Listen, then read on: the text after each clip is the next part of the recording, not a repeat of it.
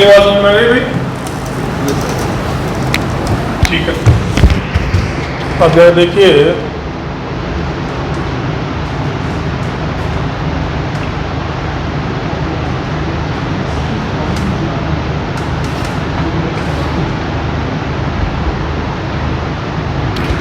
देखिए भाई, ये मिटा दें ना। अब देखिए, इसमें ये बताना है हमको कि मान लीजिए ये तो ये लिखा हुआ है, अब ये π/2 का मतलब क्या हुआ?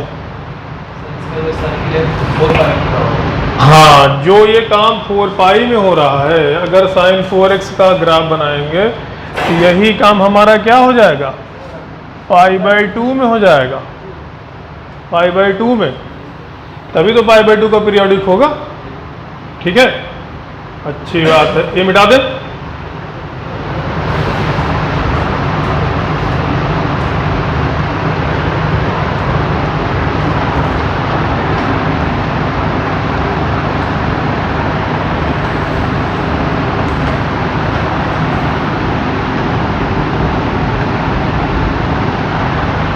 अब जरा देखिए, क्वेश्चन लिखेगा।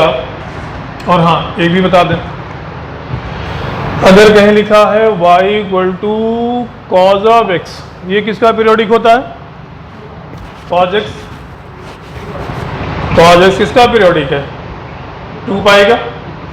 ठीक है, तो cos x this is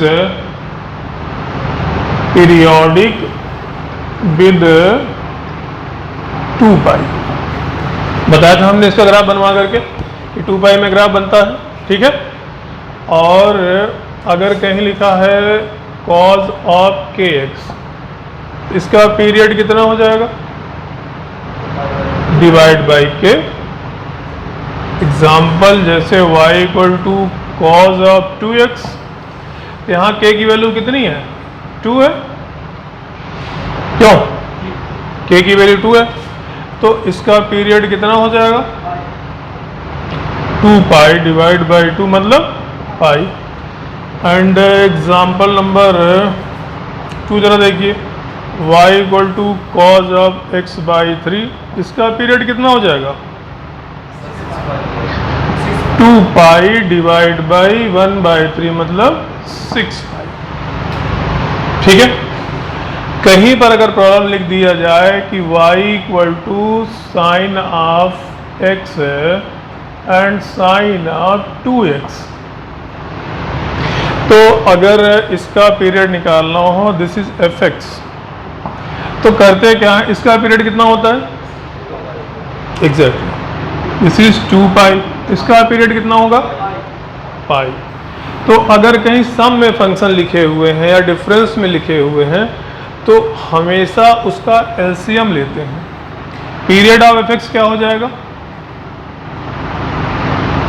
LCM of 2π, π। 2π और पाई का एलसीएम कितना हो जाएगा? एग्जैक्टली 2π। और जैसे कहीं पे लिखा है y = cos x/2 x/3 x, इसका पीरियड कितना है? 4π। इसका पीरियड कितना है? 6π। इसका पीरियड कितना है?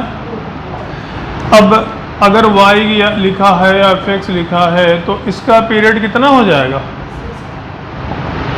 एलसीएम ऑफ 4π, 6π, 2π, इसका एलसीएम कितना हो जाएगा?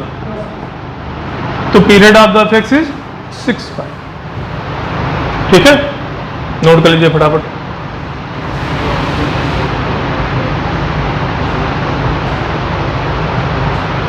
पीरियड की प्रॉब्लम एक आपके यहां जरूर पूछी जाती है, period of the function. Period of the function भी एक प्रॉब्लम आएगा, इनवर्स फंक्शन भी आएगा, डोमेन रेंज भी 1 से 2 प्रॉब्लम आएगी।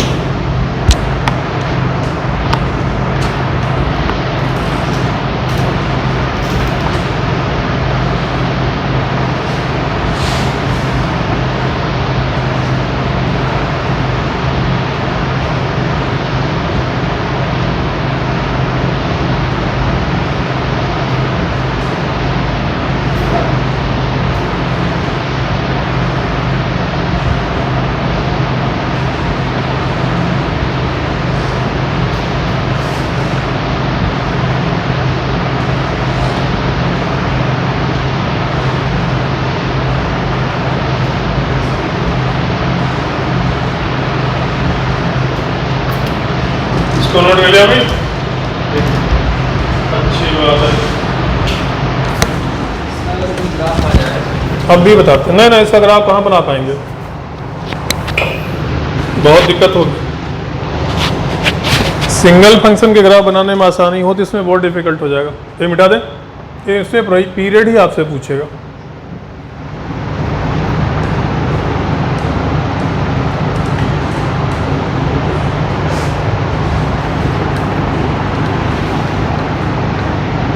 देखो भाई, अब थोड़ी सी एक चीज़ और बता दें। जैसे कहीं लिखा हुआ है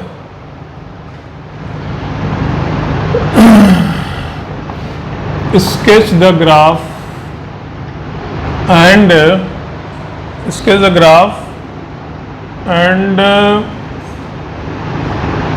find period, डोमेन, रेंज। जैसे कि प्रॉब्लम लिखा हुआ है y equal to mod of sine x, y equal to mod of cos x, y equal to mod of sine of x by two, mod of sine of x by three,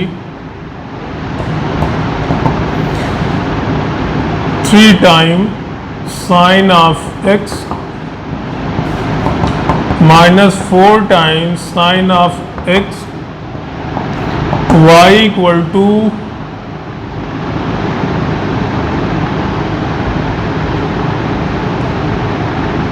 sign of x plus 4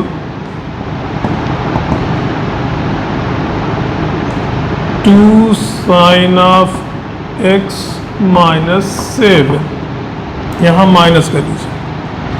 1 2 3 4 5 6 7 8। इसमें एक आध दो problem इस बार भी NDA 2017 में भी पूछी गई हैं, ठीक है। और एक आध प्रॉब्लम इस अप्रैल वाले में ही पूछी गई, जो एनडीए अप्रैल में हुआ है इसमें भी आई है। अभी बताते हैं कैसी प्रॉब्लम आई है। आप अच्छी तरह जानते हो कि कहीं पर y equal to f x, कहीं भी लिखा हुआ है साइन एक्स, इसका ग्राफ कैसा बनता है?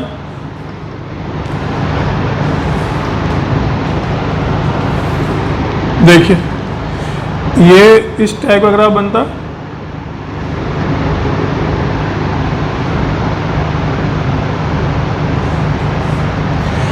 ये 0 0 आपका है, ये +1 होता है, ये -1 होता है, ये पाई है, ये 2 पाई है, ये 3 पाई है, ये माइनस पाई है, ये -2 पाई है, ठीक है। अब ये क्या होगा? 3 पाई बाई 2, ये pi by 2, minus pi by 2, -3 pi by 2, ठीक है। ये y equal to sine x है।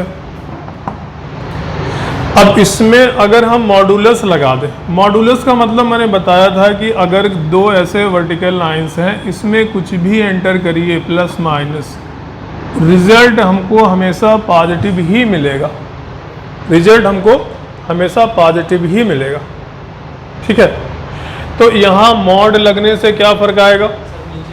हाँ, अगर हम कहीं लिखते हैं कि f x equal to modulus of sine x, तो जितना ये नेगेटिव का पोर्शन, अगर आप यहाँ पर मिरर लगा लीजिए, मिरर का मतलब और कुछ नहीं है, जो y का नेगेटिव पोर्शन है बिल्कुल रिफ्लेक्ट करके ऊपर चला जाएगा। तो अगर हम इसको ऐसे डिलीट कर दें, यहाँ से इरेज कर दें, जैसे इसका मिरर बिल्कुल ऊपर, तो अगर आपने इलेक्ट्रिक करंट पढ़ा होगा तो डायरेक्ट करंट का भी ग्राफ कुछ ऐसे ही बनता है, डीसी, उसमें प्लस माइनस नहीं बदलता है। तो अब जरा ध्यान दीजिए, ये एक लूप का यहाँ से यहाँ तक की लेंथ कितनी है? पाई। यहाँ से यहाँ तक की लेंथ कितनी है? पाई। यहाँ से यहाँ तक की लेंथ कितनी है? पाई। मतलब पाई पाई इंटरवल के बाद वैल्यू अपना ये रिपीट करता है। तो यानी कि f x equal to modulus of sine x f x equal to modulus of sine x, this is periodic with कितना, pi, this is periodic with pi, ठीक है। और एक तरीका निकालने का इसका और भी है कि कहीं एफ एक्स इक्वल टू लिखा हुआ है, जैसे मॉड साइन एक्स है, मॉड साइन एक्स लिखा हुआ है, तो अगर इसमें आप जरा 2 पाई प्लस एक्स लिखिए,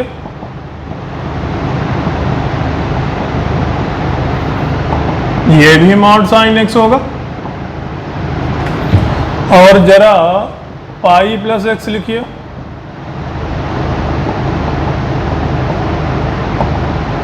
ये भी मॉड साइन एक्स होगा, क्योंकि यहाँ माइनस टाइम आएगा, माइनस फिर मिलके प्लस हो जाएगा मॉड से। तो according to definition of period, क्योंकि पीरियड डेफिनेशन हम क्या बताते हैं, f x is periodic with a when f of a plus x is equal to f x. तो यहाँ ए ये है, यहाँ ये है, तो अगर डेफिनेशन से देखें तो ये जो मॉड ऑफ साइन एक्स है 2 पाई का भी पीरियोडिक होना चाहिए, लेकिन ये पाई का पीरियोडिक है, ऐसा क्यों?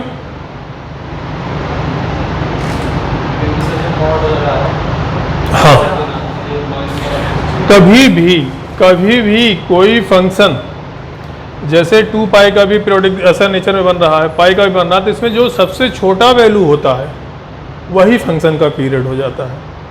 तो period of the function is pi, period of the function is pi. Note कर लीजिए फटाफट।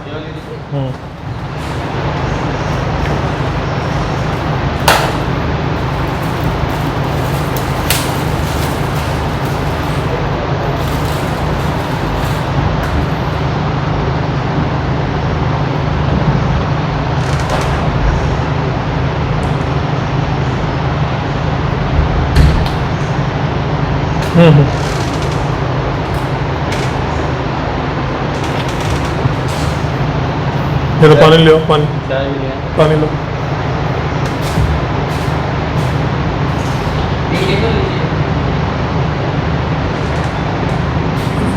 वहाँ रख दो।